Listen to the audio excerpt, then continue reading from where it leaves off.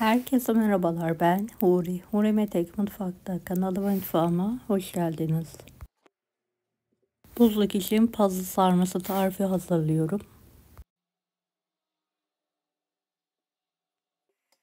Tarifimiz için bahçeden topladığım ve yıkadığım pazılarım var. Sap kısımlarını keserek hazırlıyorum.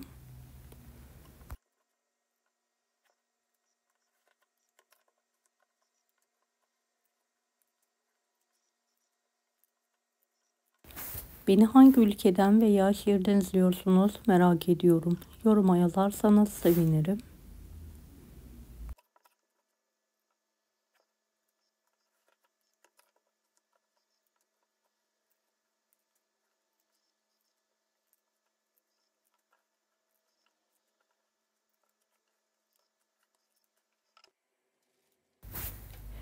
Evet, pazıların hepsinin saplarını keserek hazırladım.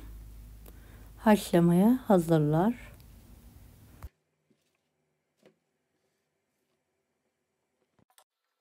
İç harcımız için 4 adet kuru soğanı yemeklik olacak şekilde doğruyorum.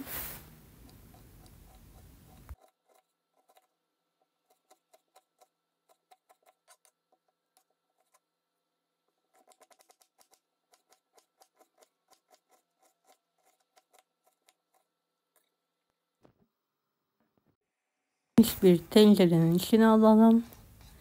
Sıvı yağ ile kokusu çıkana kadar kavuralım.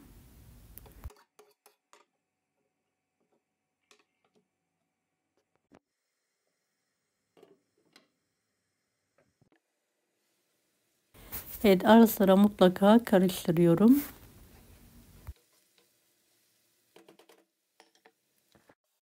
Kaynayan sıcak suya pazılarımı şöyle bir bastırıyorum. Fazla bekletmeden sudan alacağım.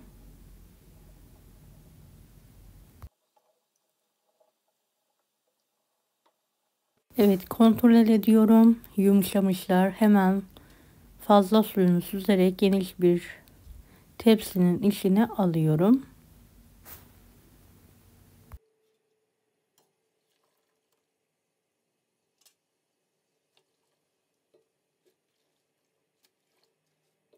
Kalanları da haşlamaya devam ediyorum.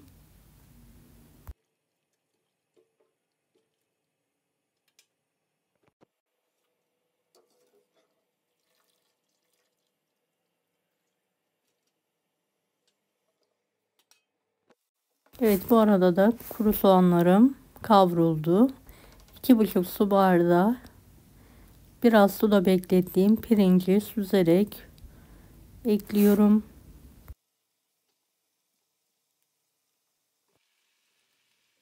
2 tatlı kaşığı tuz ilavesi yapıyorum.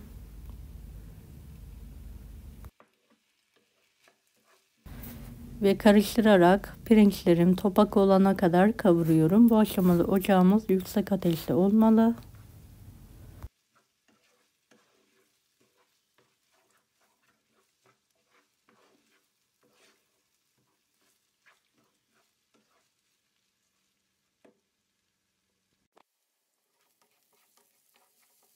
Evet, gördüğünüz gibi artık pirinçlerim topak topak olmaya başladı. 1 su bardağı su ilavesi yapıyorum. Hızlıca karıştırıyorum. Kapağını kapatarak demlenmeye bırakıyorum.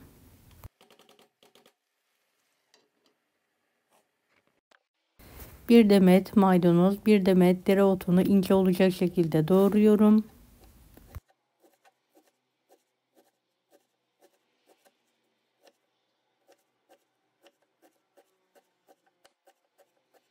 İç harcım soğuduktan sonra ilave edeceğim.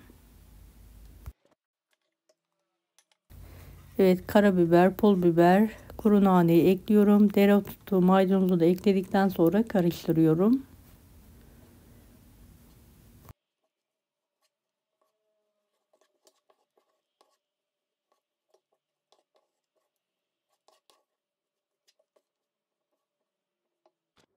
İç harcım hazır.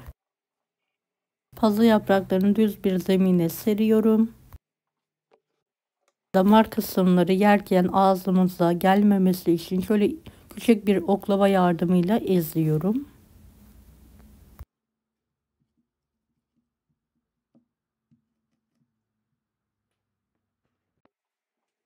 İç harçtan pay edelim.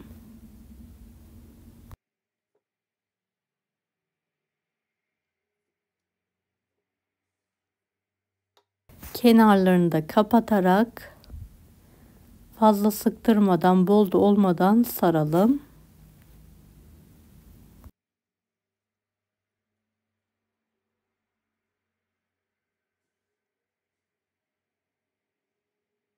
Evet, yapraklarım bitene kadar aynı işlemi yapmaya devam ediyorum.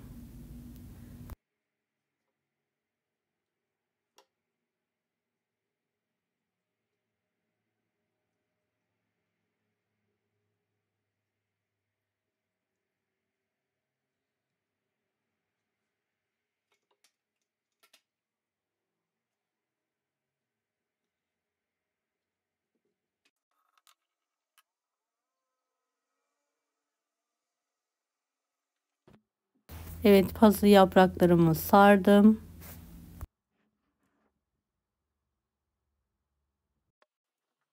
Streç film üzerine diziyorum.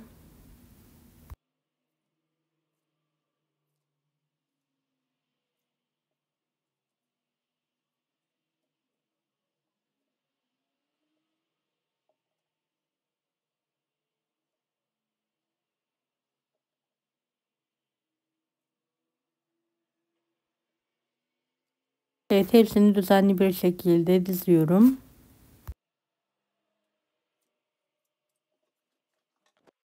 Kenarlarını kapatarak hava almayacak şekilde sarıyorum ve buzluğuma kaldırıyorum. İhtiyaç zamanı buzlu bir şekilde pişireceğim. İç harçla da soğan dolması ve pazıyı yan yana alarak pişiriyorum. Biraz tuz serpiyorum. Yarıdan az olacak şekilde soğuk su gezdirelim.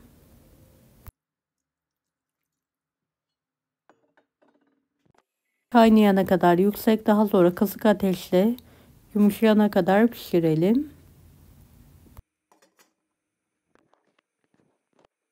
2-2,5 yemek kaşığı kadar sıvı yağın üzerine tartı ilave edelim.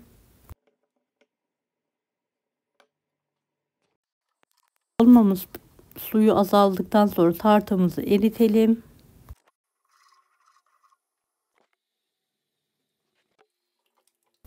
Ve suyu azalan, pişen dolmamızın üzerine tartılı yağı gezdirelim.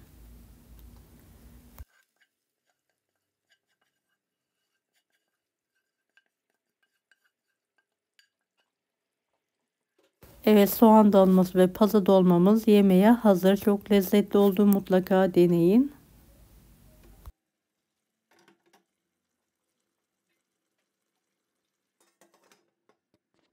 Deneyecek olan herkese şimdiden kolaylıklar dilerim. Allah'a emanet olun. Hoşça kalın.